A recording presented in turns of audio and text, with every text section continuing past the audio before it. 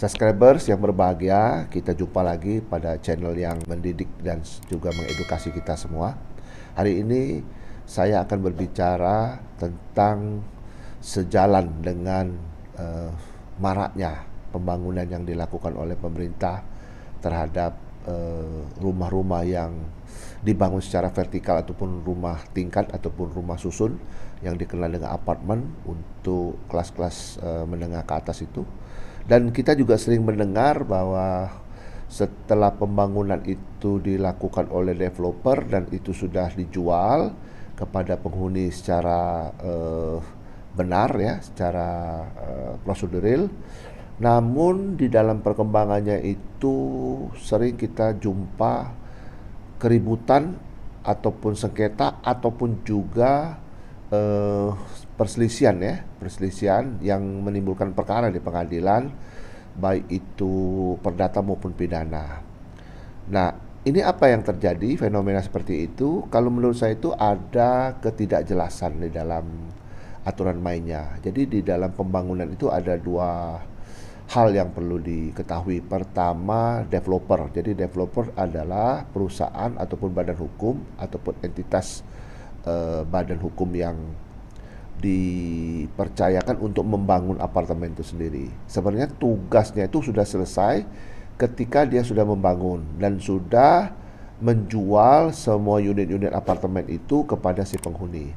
Nah, setelah itu diserahkan, maka penghuni itu sesuai dengan undang-undang ya, undang-undang perumahan itu diwajibkan untuk membentuk namanya itu perhimpunan PPRS ya.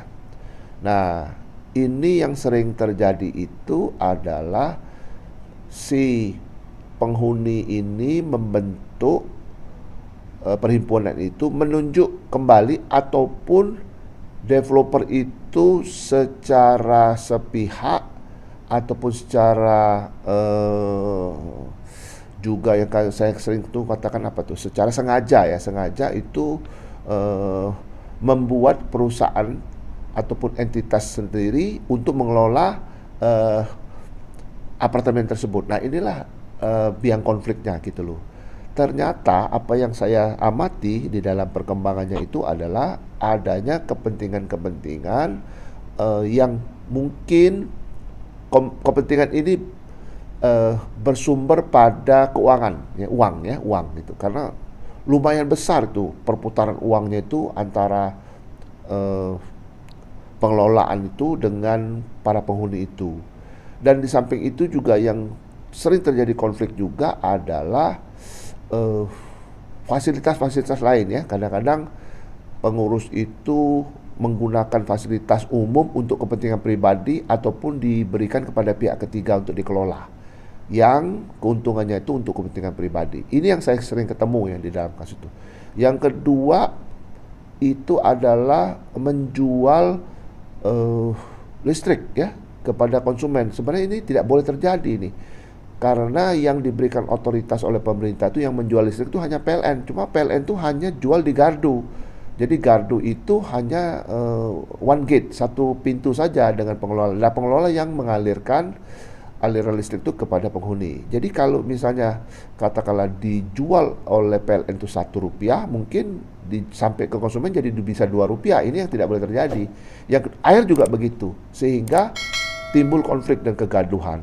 Nah, menurut saya ini adalah tugas dari pemerintah untuk mengatur secara tegas bahwa yang boleh mengatur operasional hari-hari kehidupan apartemen, orang-orang penghuni apartemen itu hanya diserahkan kepada PPRS, tidak boleh lagi diikutsertakan dari developer lagi. Nah, ini yang menurut saya ya, Dinas Perumahan harus tegas, harus memberikan satu kepastian agar ke depan tidak lagi terjadi konflik ya, di mana konflik tersebut bermula dari ya tadi sumber uang tadi gitu loh, yang cukup besar ya. Nah, di samping itu juga cara pemilihan PPRS itu harus dipertegas dalam satu anggaran dasar anggaran rumah tangga, sehingga orang ataupun oknum yang ingin menguasai dengan cara ilegal itu ya bisa dipatahkan ataupun dibatasi supaya tidak dapat mengacaukan sistem kepengurusan di PPRS tadi. Mudah-mudahan apa yang saya sampaikan ini bermanfaat bagi kita semua. Kita jaga kesehatan, terus berkarya dan sukses.